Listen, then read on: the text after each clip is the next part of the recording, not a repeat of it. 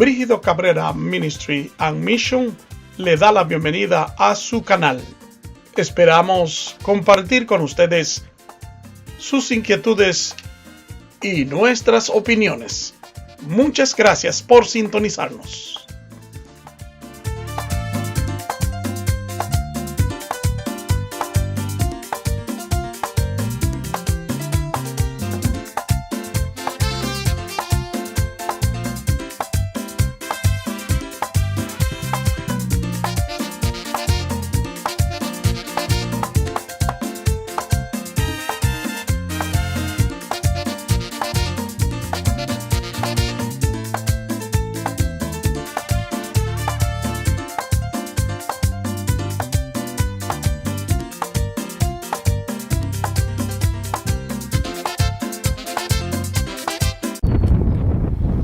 Con ustedes, Brígido Cabrera, para continuar nuestra historia que se ha convertido como la telenovela de nuestro canal. Vamos a seguir hablando hoy de José, y no podemos hablar de José sin decir la fuente inagotable de vida eterna, que es la Biblia, donde se encuentra justamente la historia de José. Hoy vamos a estar tratando sobre el libro de Génesis, capítulo 41, del verso 1 al verso 36. Génesis 41, del verso 1 al verso 36. En el verso 37 y 57 dice que José fue hecho gobernador. José fue hecho gobernador de todo Egipto. Y no solamente que fue hecho gobernador de todo Egipto, sino también que el faraón le dio toda autoridad para que, si no era por la palabra de José, nada se vendiera, nada se comprara, no se hiciera nada si no era bajo la autoridad de José. Ahora bien, si nosotros analizamos que este mismo muchacho era aquel que estaba preso hace apenas, digamos, 2 o 3 días, y por la interpretación de un sueño ahora viene a escalar un peldaño tan alto, tenemos que decir que verdaderamente hay algo sobrenatural que tenía este muchacho que lo hace ser más importante que toda la gente que estaban en Egipto en aquel tiempo. Lo que tenía de sobrenatural José era que tenía la unción del Todopoderoso, tenía la unción de Dios, y Dios estaba con José. Dado que Dios estaba con José, no importa lo que el hombre quiera hacer, siempre Dios sale ganador.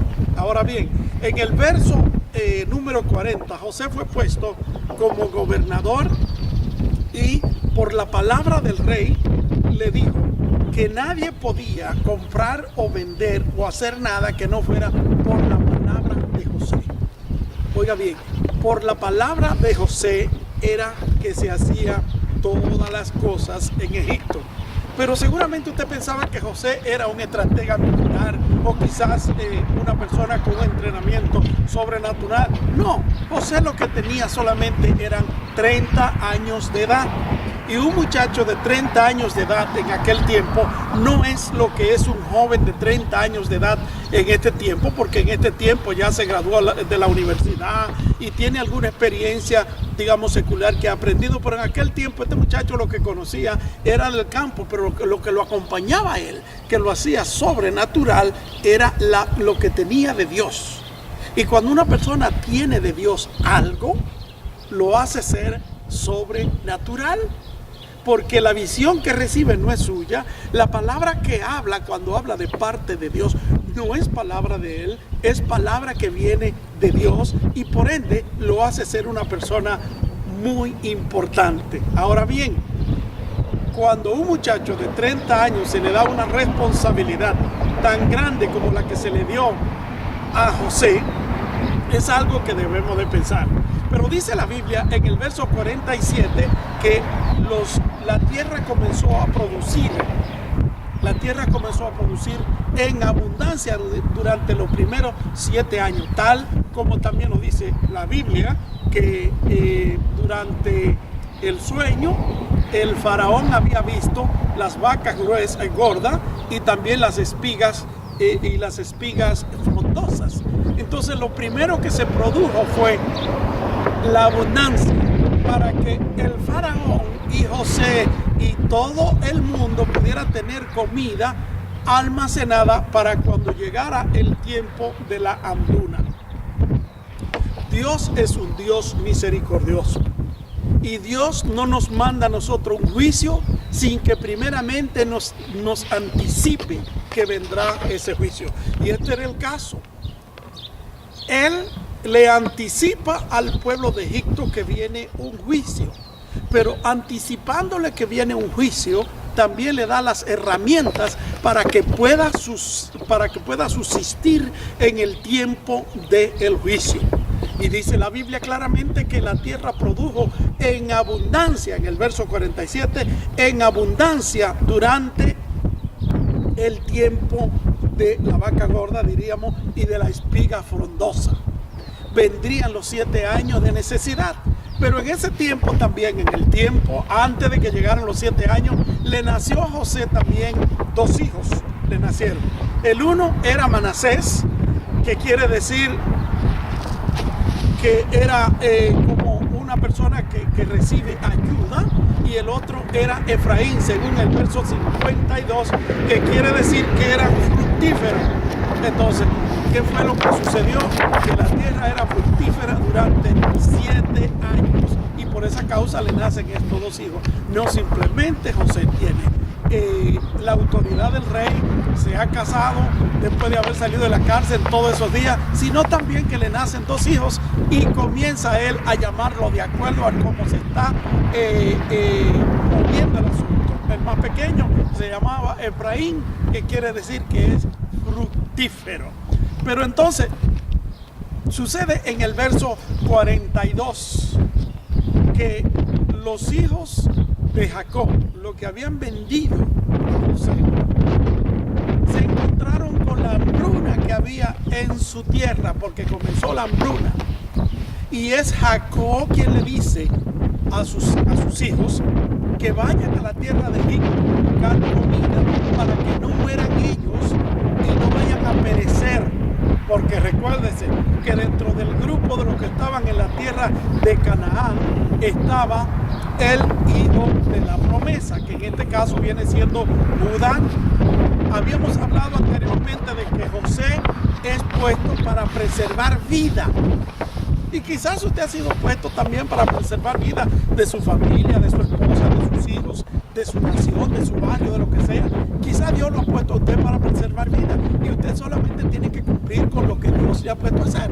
Ahora bien, Dios obra de manera misteriosa, y el padre, que se llama Israel, la historia que ya conocemos, le dice a los muchachos que vayan a la tierra de Egipto, porque se había regado la voz que en la tierra de Egipto había en abundancia. Y si había en abundancia, entonces pues lo natural es que vayan y compren. Yo no sé si usted como yo que puede visualizar las cosas que dice la Biblia, pero miren, en el verso